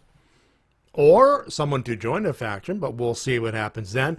And of course, Don compares Konosuke with all the Japanese legend, and of course, he inevitably goes, "He's even better than Okada." And the camera just pans up, lifts up to show off just in the corner of your eye the Forbidden Door banner. Wink, wink, hint, hint, nudge, nudge. Know what I mean? Know what I mean? Shut the fuck up and take. Well, you already taken my money. Fuck. And somewhere in Japan, Kazuchika Okada goes, and I took that personally. Well, we did. We knew. Well, we saw what he did to the Ace of Noah. Oh, you folks don't know? Oh, he fucked them up. He hit him with the Emerald Flosion, which for those who don't know, that's the finisher of Mitaro Misawa, the now dead founder of Noah. No. He fucked them up, folks. That's how he fucked them up. That's all it is. It's the same diff. Then we got a random ass universe mode match as Gates of Agony took on Darby and OC. Which we weren't complaining. Nope. To be fair. Gates of Agony looked immaculate out there. They really highlights, T-Dub, by the way. You're doing yeah, that's why I'm trying to go through this as fast as possible. All right. Yep. Darby won with the coffin drop, and then it's Sting! Then we got a nice MJF promo package. Then we got a Hook promo, or we were going on one. Then finally interrupted. Jack Perry made the save, and I'm calling in the future Jack Perry might just turn heel because of the way he's looking with that chair. He is teasing something. I don't know if heel turn is necessarily that, but I'm like, he's teasing something. A lot of it was teasing something for the future. What was this show? Yes. Mr. As well as Matty. the Outcast promo where they were just celebrating the victory. Then we got a nice TBS title match in Chris Statlander and Nyla Rose, which Statlander won with a very nice 450 splash with Ty Valkyrie watching backstage. So future feud incoming there. Indeed. Also, Nyla Rose has now become like the championship gatekeeper for the women's division. Whenever a woman wins either the TBS or the women's title, their first match is almost inevitably Nyla Rose. It's like she is the gatekeeper of the championships. Not the worst gig to have, I suppose. Oh no, I'm not. That's not knocking Nyla Rose at all. She's fantastic. It's a perfect gatekeeper, and she does a great job. I'm just saying that that's kind of been her role as of late. Because Thunder Rosa won the women's championship last year. Who was her first opponent? Nyla Rose. Well, Nyla loves cake and violence. Very true. Very true. And by the way, don't think I didn't hear you there, Mr. Shin. You're calling me Mr. Matty because you want me to prepare the betrayal missiles. They're always ready. You know that. Yes, make sure they're loaded and primed. They're always ready. All right, they're like Zack Ryder. They're always like Matt Cardona. They're always ready. You know that. And in the main event, Cole and Baker defeated Jericho and Saraya to hopefully finally end the Cole and Jericho feud. They won't end it. It's Chris Jericho. He never ends shit. But no, with the two wins like that, the definitive win, and of course Jericho just losing his shit, kind of makes sense. We'll see. We'll see what happens. Then we get to what's called AEW Rampage Championship Friday Edition. We had the AAA Mega Campeonato match as El Hijo de Vikingo defended against Commander Jalisco in one hell of a lucha contest. Actually, no, I need to correct you, T-Dub. It was a handicap match. Gravity against those three dudes. That's pretty much what that match was. Yes, sir. Yes, it was. Like, if you want a really good showcase for Lucha Libre, this is the match for you. Indeed. You know, it's funny. People used to call Pac's former persona as Neville, as the man that Gravity forgot. Now, these three were the men that Gravity stopped giving a fuck about. He's not wrong. Yeah, and we also got a Triple J promo, which ended up ending with, of all things, Aubrey Edwards trying to murder Karen Jarrett. No, literally. This was literally, you know, the Triple J bitching about losing, referees are doing this, blah, blah, blah, blah. And here comes, you know, and here comes Mark Briscoe going, I'm kicking your ass. No, we're kicking your ass. What do you mean we? Well, me? And Aubrey Edwards, who was staring a hole at Karen Jarrett. Oh, my God.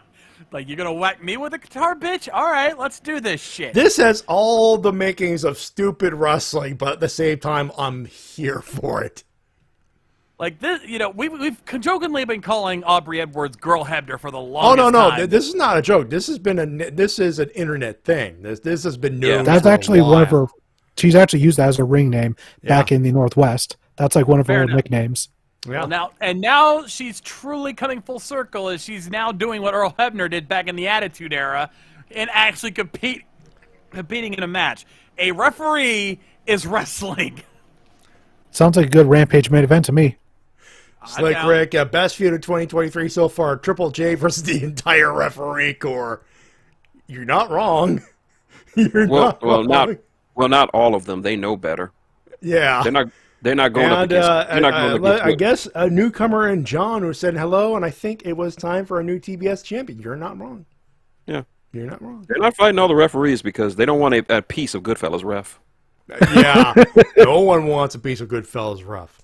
I think when he says referee corps, it's referring to the AEW referees specifically. Yeah. They don't want that smoke from Goodfellas ref. They don't want that smoke. No one wants that smoke from them or Slick Johnson when you think about it. Yeah, when's the last time Slick Johnson refereed a match? Too long. Yeah, that's right. Moving on here. Nobody wants a piece of this, especially that Mama Luke, Jeff Jarrett. You know what I'm saying? Well, to our next championship match, ZSJ defeated Action Andretti in one hell of a contest, just destroying his poor arm. Jesus Christ, to defend the TV title. I just remembered that. Just watching that arm hold. Holy fuck, he yanked that son of a bitch back. So, the New Japan Pro Wrestling World Television Championship. The design of the belt we have discussed in the past. Shit. But, god damn it, they're putting it over in prestige with Zack Sabre Jr., who I cannot remember a bad match of his. Every time I watch him wrestle, it's like, oh yeah, this is why we want to see him wrestle Bryan Danielson. Yeah. And somewhere in Canada, in a lone grave, an old man is screaming, "Stretch him!" But you know what? We were talking to Mace on yesterday, and he had brought up a dream match of ZSJ, and they're building with him and Samoa Joe. Now, if we don't get Bryan Danielson, I would like to think this is a hell of an alternative, if you know what I mean, and I think you do. Yeah, they've been subtly building that up on ROH. Yeah. Gimme. Yeah. And one match that we did get that was quite good as well is Willow Nightingale defending the NJPW Strong Women's World title against Emi Sakura. That was fun. This was the female equivalent of a certain button that I love to play around these parts. Big meaty man slapping meat. Oh yeah, just two muscular women just going at it. Yes. One of them being my future ex-wife. Who ended up winning the match with the Babe with the power bomb. Yeah, Willow Nightingale has she had already earned my respect, and her winning the New Japan Strong Women's Championship, even if it was because of Mercedes Moné's injury, that is putting a huge boost on her career. being the first of that championship. That's going to be huge for her, and she's already living up to that prestige. And I love that Tony Khan's taking advantage of this and allowing her to showcase that belt and just allow Willow to, by proxy, become a bigger star. Yeah. It's going to really help put her in the main women's scene before too long. Mm-hmm. And, of course, in the main event, Katsura Shibata destroyed Lee Moriarty with a sleeper PK combo. Just great overall in a stuff. Pure here. Wrestling Championship match, by the way, we should probably mention that. Pure Rules. Pure rules. So if anyone's wondering why Big Bill didn't accompany him to the ring, it's because, according to the commentary, if he would have interfered in the match, his contract would have been terminated. And that's a championship rule. That is the rule. Yeah, like I do love how when they say pure rules, it's not just a gimmick. They really want to emphasize to the audience this is going to be a pure match with no shenanigans. Lee tried. He tried. Bless his heart. He tried so hard, but he couldn't. He didn't even get a single rope break loss from Shibata. He tried Shibata, to kill the metal. The metal will live on. He is dead. That's all. Yeah. And we ended the show with, you know what? Nobody walked out. Nobody walked out to confront Shibata. Nobody. Bullshit. No, bullshit. Dude, come on. You know it is. Show ended with Shibata celebrating and everyone going home happy to have cheesecake. T-Dub. Give it to him. Give it to him.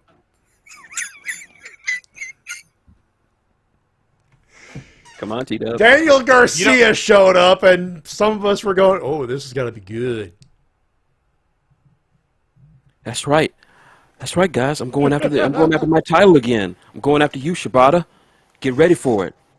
Now, if you excuse me, I'm gonna go talk to a panda. Hey, panda, what's going on? Yeah, I heard you don't get pregnant very easily. What's up with that? Oh, no. What, you want panda babies, panda? I know some male pandas in Boston. You can have those. All right, panda. Talk to you later, panda. Say hi to your mother for me.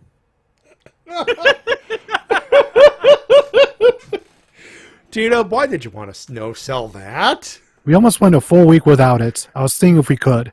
No. T-Dub, so long as Mr. Garcia shows up on a wrestling show, we're going to get that gimmick, and you know it. You have no right to be judging about overusing gimmicks, sir. Isn't your catchphrase "work your gimmick"? That's what I'm doing.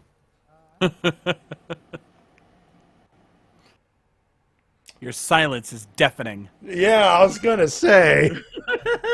I literally have not uttered those words in years.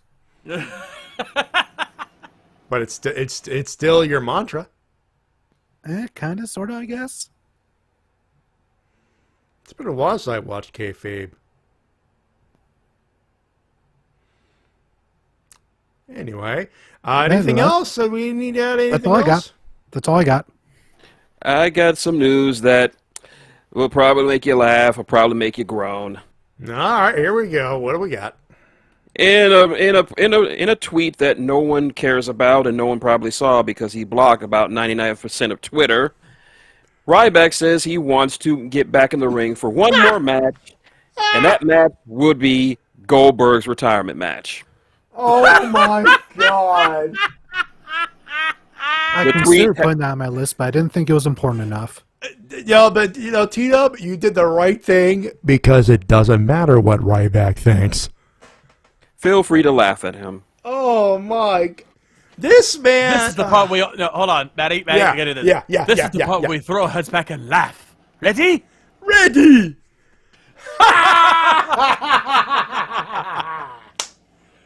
Oh, right.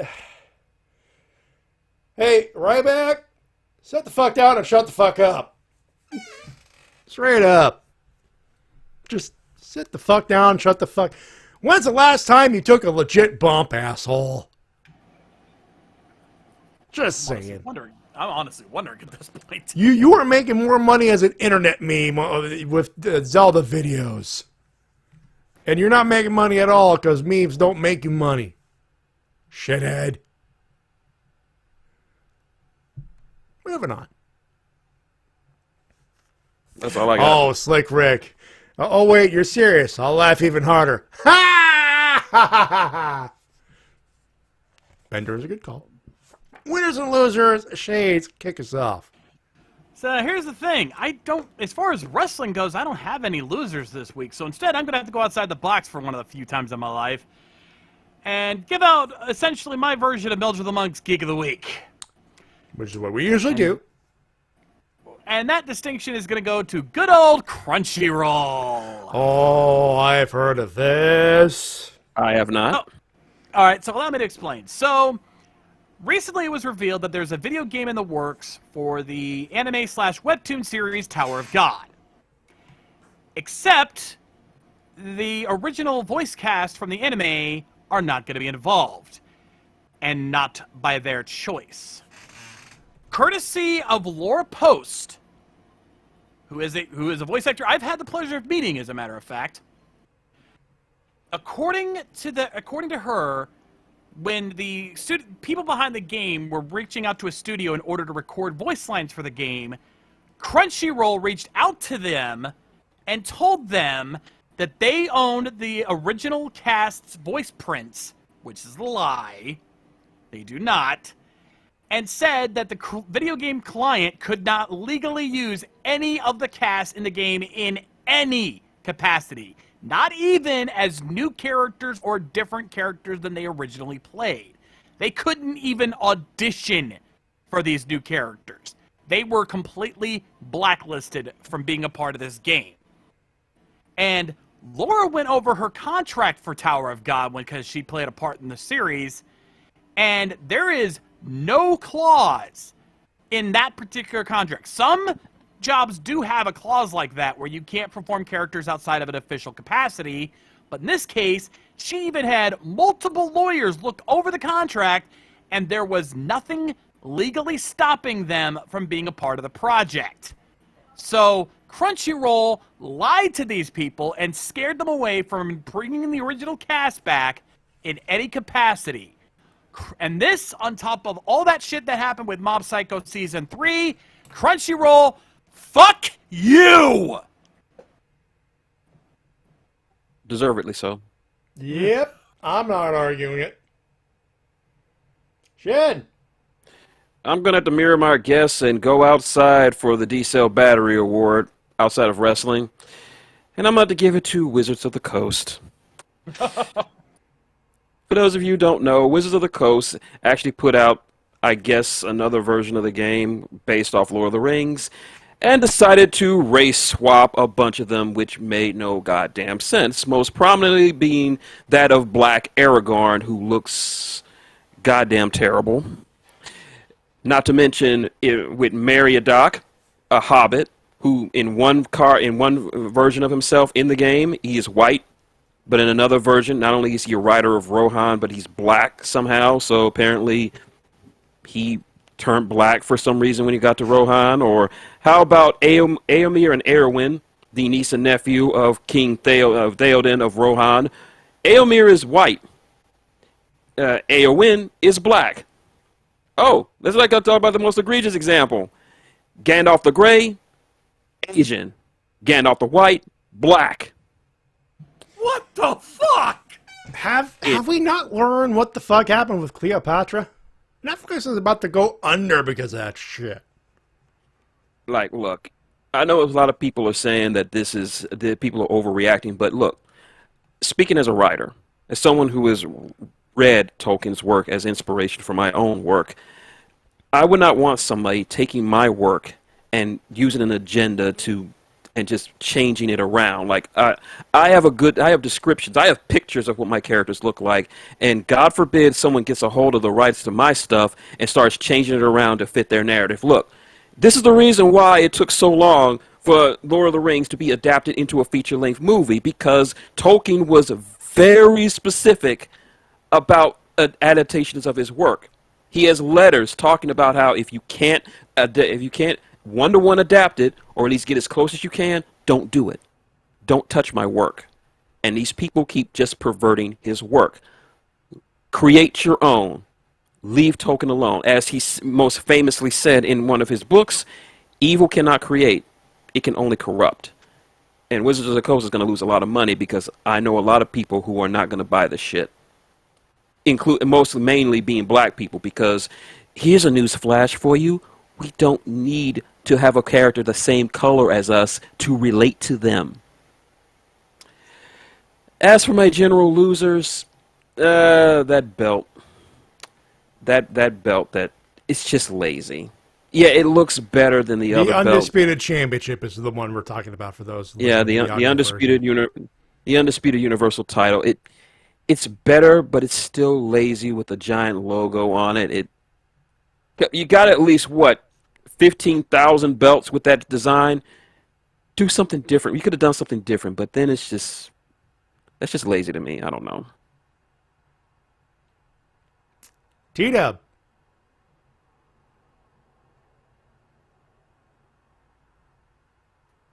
T-Dub? Me? Yeah. Yeah. Loser. Yeah. Loser? Billy Pumpkins. Wait, what? No! Oh, that thing! Motherfucker! You forgot. All right. This we should probably mention that this will be our last show for the Wrestle-Cast because apparently we are no longer qualified as wrestling fans. Yeah, for those who don't know, Billy Pumpkins did interviews saying that if you do not like Tyrus as NWA champion, you're not a real wrestling fan.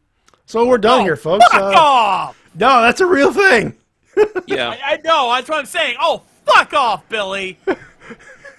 Thankfully, Camille, who was the NWA Women's Champion, said, no, I resent that. Everyone's a wrestling fan.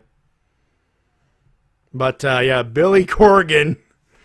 Well, God, I'm holding off. Hold off, Matty. Hold off. Let's not call him Billy Pumpkins. That invokes images of David S. Pumpkins, and I don't want that. That's why I double take for him, and I'm like, wait, what? I call him that. That's what I was thinking of. For a minute. It's a Danhausen thing, yeah. Yeah, true. Oh, Billy. You know, I'm one of the few people who's not a fan of music to begin with, because that one song of his, I forget which one. That one softer song he always does that plays on every fucking radio station known to man. Yes. I hate that fucking song. So don't give me more reasons to hate your ass, okay? Mm-hmm. So, yeah, before I roast Mr. Corgan, a sympathetic loser, kind of a farewell to Braun Strowman, who had a successful neck fusion surgery. He's out for a little while. That's a bum rap. No one should have to go through that. That sucks. And I'm more sympathetic to Braun because Braun actually that had more sense in his brain than his cohort EC fucking 3, who happens to be the NWA national champion. And we're back to that asshole, Billy Corgan. William Patrick Corgan says, I'm not a wrestling fan if I don't watch Tyrus. I don't like Tyrus. Well, guess what, asshole? I don't like Tyrus as NWA champion. Here's an idea. You had the chance to put the belt on Matt Cardona. You fucked up. Plain and simple. You did. Don't try to fucking hide it, asshole. You did. You fucked up. Let's do winners. Winners for me, obviously AEW. Got to go with a standby. Double or Nothing was an amazing pay-per-view. These guys fucking killed it. Just all around good show. I can't really even name a specific winner on that run. They just all fucking did an amazing job. So AEW, keep that shit up. And it'll be interesting to see how they handle CM Punk. Good fucking luck. You're gonna need it. Shin. Gonna mirror the shades on this one. AEW. Great pay-per-view, great Dynamite, great Rampage. All around good times for them. See. Other winners include SGDQ. As Matty is really looking forward to it because he's been distracted all night wanting to watch. Well, they've been playing Elden Ring. They've been playing Elden Ring, so I was actually I've been concentrating on this show. They got Breath of the Wild coming up in a couple of runs, and yeah, Breath of the Wild, The Legend of Zelda, the show, the thing that inspired that game you're playing right now, Tears of the Kingdom. And I'm not judging because every time if I got an hour to play, I'm playing that motherfucking thing. And last winner, Ichiro Oda. I mean, the last 20 chapters or so, well, the entire Egghead Island arc right now has been absolute fire. But this last chapter, what the fuck are you doing, Oda? You continue to blow my mind with these revelations. Like, I don't even can't predict what's going to happen next. I'm not even going to try to spoil it for you. There's just too much to spoil, and if I've told you, it'll probably go over your heads. But needless to say, Oda is on fire right now. He is the AEW of mangaka right now. He has just been killing it lately. Killing it. D-Dub? All right, for me, it's Lita, because she once again showed up at Hood Slam, and she showed up to help her friend Dark Sheik defeat Jack Cartwheel. Very nice. Nice. No complaints here. AEW for all of the obvious reasons. Summer Games done quick. Breath of the Wild, I forgot to mention yet. Breath of the Wild, if they meet $2 million, blindfolded. And the thing's got an estimate of about an hour 15 to an hour and a half. So this is live right now on the Twitch machine. Just saying. Just saying. And Alexa Bliss and husband and Sammy and Ty Guevara for the wonderful news of them expecting soon. So congratulations to all involved. My sister has just gone through what you're about to go through. So congratulations, Godspeed, and may your children be may your associated children be healthy and happy and healthy. There you go. Let us plug away, gentlemen. All right. As for me, of course, the manga doves continue. And, of course, if you haven't played it already, Legend of Almia, available on the Google Play Store and in the Apple iStore. I will say, got to give a little bit. We had to give a little bit of flack to the creators of the game because they recently were going to do a skin for one of the characters, and they switched out the voice lines, and they did not go over well. I'll tell you guys more about that later, but yeah. But still, the game is great. It's a lot of fun. If you like AFK Arena, you'll definitely check out Legends of Almia. You'll love it. It's fun. But of course, my manga dubs continue. Been a busy motherfucker doing manga dubs, Beyond animations, and now text messaging dubs.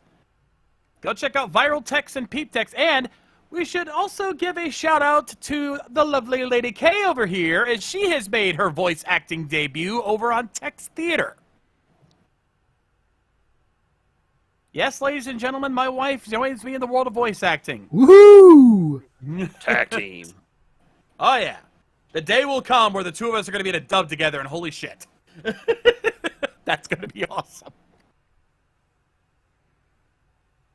Anyway, go check that out. If you want to see all the works I've done, I have playlists on my YouTube channel.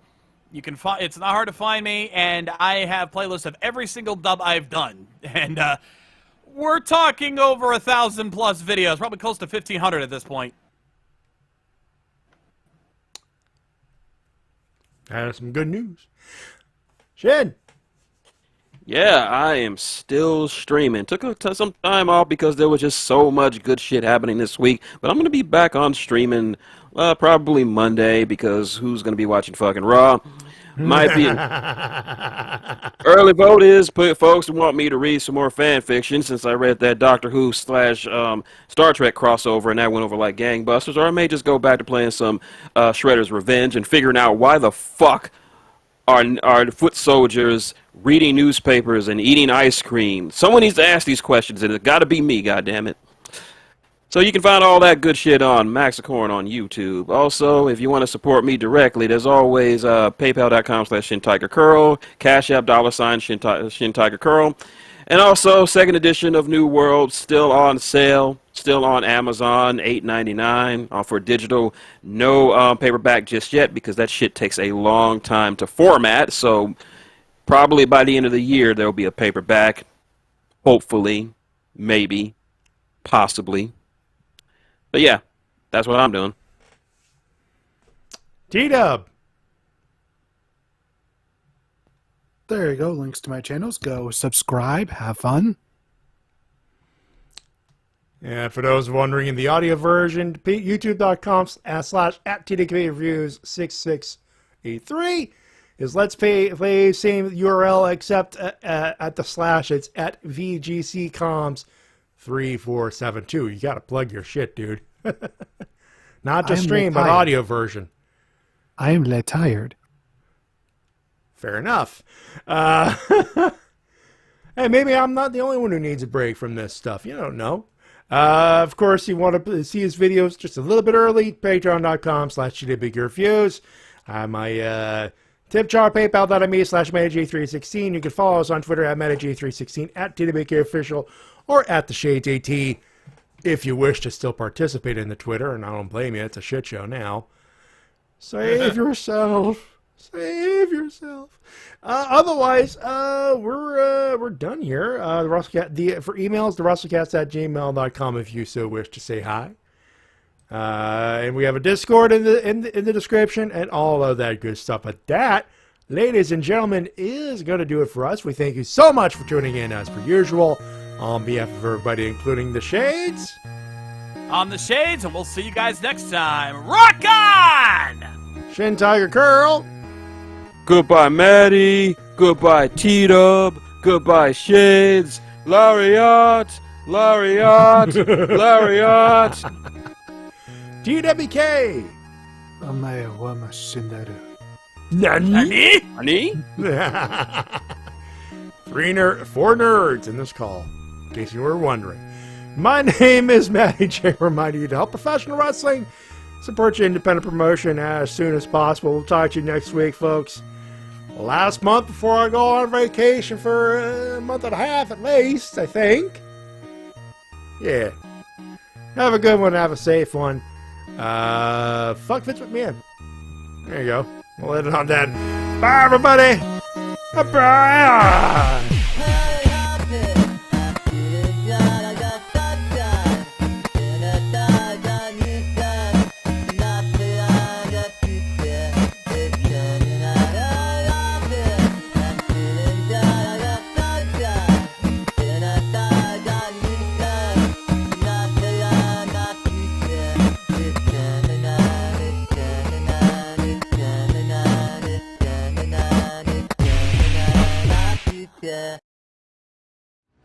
Ladies and gentlemen, shit's about to hit the fan. This is Anarchy in the Arena!